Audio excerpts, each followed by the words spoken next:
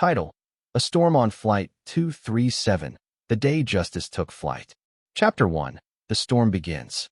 The sky over Houston crackled with thunder, the kind of storm that shook windows and made the airport tremble beneath the weight of its fury. Inside George Bush Intercontinental, the departure board flickered erratically, a mirror of the chaos outside. But for Daniel Cross, none of that mattered. He had faced storms all his life, of a different kind. Wearing a tailored navy blue suit and carrying nothing but a sleek tablet, Daniel walked with quiet assurance through the gate area. His steps were deliberate, not rushed. He wasn't just boarding a flight. He was reclaiming space that had too often been denied to him. Gate agents didn't look twice at other passengers headed to first class. But when Daniel, a tall black man with salt and pepper hair and commanding posture, approached, whispers followed. He was used to that. What he wasn't expecting was what happened on the jet bridge. Chapter 2. Dismissed before boarding. Karen Blevins, a senior flight attendant known for her rigid, outdated protocols, stood like a sentinel at the threshold of Flight 237. The storm outside paled in comparison to the storm brewing within her gaze as Daniel approached. "Sir," she said sharply, not bothering to look at the boarding pass on his tablet. "Economy's that way." Without waiting for a response, she snatched the tablet from his hand, glanced at it with a sneer, and then, without warning, placed her hand on his chest and pushed him backward. The shove wasn't violent, but it was deliberate. It was a message, one she had likely delivered before. What Karen didn't realize, what she couldn't fathom, was that Daniel Cross wasn't just a first-class passenger.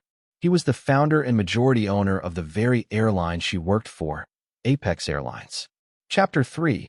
The Quiet Revolution. The initial shock of being physically removed from the jet bridge washed over Daniel. For a moment, the old feeling returned, the sting of being underestimated, disrespected, erased. But just as quickly, his calm reasserted itself. He picked up his tablet from the floor where it had landed, straightened his suit, and turned back toward the gate with steady, determined steps. A crowd had begun to form. Smartphones were already out, recording. Daniel held up his tablet, tapped the screen, and displayed his digital boarding pass for all to see. His voice, deep and steady, broke the murmurs. "Check it. I belong here." It was not just a statement. It was a challenge, a demand for recognition. Chapter 4. The walls close in. Within minutes, airport security arrived. 2 officers in TSA uniforms stood beside Karen, whose lips curled into a satisfied smirk. One officer motioned for Daniel to step aside. "He's not authorized to board," Karen said quickly, confidently. "I think this pass might be forged." The accusation hung in the air like smoke after a firework. Daniel didn't flinch. "Scan it," he said, extending the tablet. One of the guards hesitated, then complied. A soft beep confirmed Daniel's identity and boarding class. The smirk on Karen's face faltered, but the machinery of systemic arrogance was already in motion. Despite the scan, the guards moved to restrain Daniel, citing disturbance and noncompliance. He didn't resist, not physically, but his eyes burned with something fiercer than rage, clarity. A decision had been made. This wasn't just a personal affront. It was an opportunity. Chapter 5. The Closet. He was led away, his wrists zip-tied with plastic restraints, and locked in a cramped storage space near the galley. The door clicked behind him. Alone in that narrow, fluorescent-lit closet, Daniel breathed deeply. He'd been humiliated in front of dozens of passengers, but he'd also planted a seed. He knew the cameras were rolling. He knew the footage would reach the world. He pulled out his phone. He hadn't been searched, and fired off a single text to his chief operating officer, Allison Vance. Initiate protocol red sky. Chapter 6. Viral thunder. Outside the aircraft, chaos unfurled across digital platforms. One passenger, a civil rights attorney named Leo Harmon seated in 2C, had live-streamed the entire incident. The footage, now shared thousands of times, showed Karen's push, the boarding pass confirmation, the unjust restraint. Hashtags exploded. Hashtag Justice on Flight 237. Hashtag Let Him Board. Hashtag Apex Airlines Scandal. Karen's image, captured in crystal-clear 4K, was now the face of unchecked corporate discrimination. Chapter 7.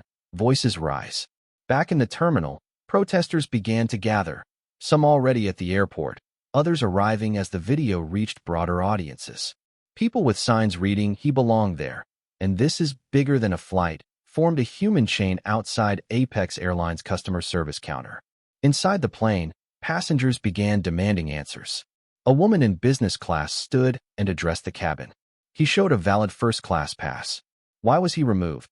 Flight attendants tried to restore order, but it was too late. The narrative had shifted. Chapter 8. The Intercom Incident. Meanwhile, inside the closet, Daniel wasn't idle. Using a hidden Bluetooth connection tethered to his tablet, he accessed the internal intercom system. And then, calmly, clearly, he played back a recording of Karen's voice from earlier. Economy is that way. The cabin fell silent. Every passenger heard it. The tone, the contempt, the lie. Chapter 9. The Tipping Point. When the pilot, Captain James Ellison, finally intervened, it was clear he had been unaware of Daniel's true identity. "I didn't know," he said quietly when confronted by Daniel's COO on a video call broadcasted from the cabin. "No one told me who he was." But it didn't matter. The damage was done. Corporate headquarters, already flooded with messages and press inquiries, issued a statement. But it rang hollow. Empty PR speak couldn't stop the flood. Chapter 10. The Reckoning. Within 12 hours, Apex Airlines faced its largest PR crisis since inception. By the next morning, Karen Blevins had been placed on administrative leave. A federal inquiry had been launched into discriminatory practices at the airline. Daniel's video message, filmed after being freed from the crew closet, had racked up 32 million views in less than a day. In the video, he spoke simply. "This isn't about me. This is about every person who's ever been told they don't belong in a place they've earned. Today I was denied my seat. Tomorrow, it might be your daughter, your father, your neighbor. We must build a system where identity doesn't dictate access." Chapter 11. From Incident to Movement. Daniel's message sparked something far bigger than a boycott. It sparked a movement. Within a week, 5 major airlines announced overhauls to diversity training protocols. Apex Airlines appointed a civil rights ombudsman. Flight 237 became a case study at universities across the country. Daniel was invited to testify before Congress on systemic bias in air travel.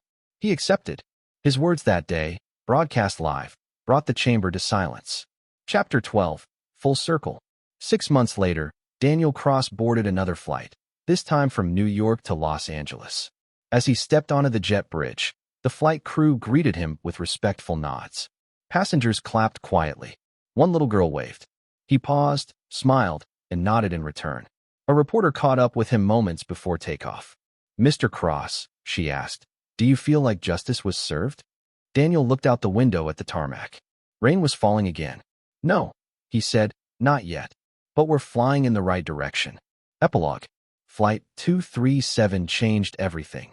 Not because of the storm in the sky, but because of the storm inside one man who refused to be silenced. Daniel Cross reminded the world that dignity is not granted. It is asserted. That sometimes the most powerful protest doesn't come from shouting, but from standing your ground.